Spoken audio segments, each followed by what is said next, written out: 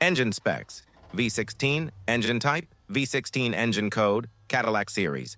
452, displacement 7.4 L, 452 cubic inches. Horsepower, 165 HP.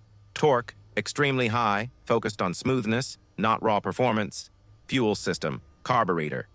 Fuel type, gasoline valve train, flathead, side valves.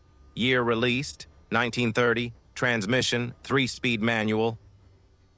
Under the hood of the 1930 Cadillac lies something extraordinary.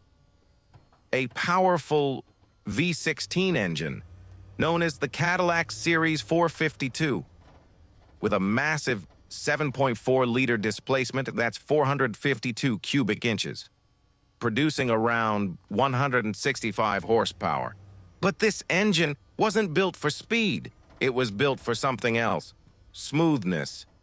An incredibly high torque output, delivered with almost no vibration, powered by a classic carburetor system, running on gasoline, and using a flathead design, with side valves. A true engineering masterpiece from 1930.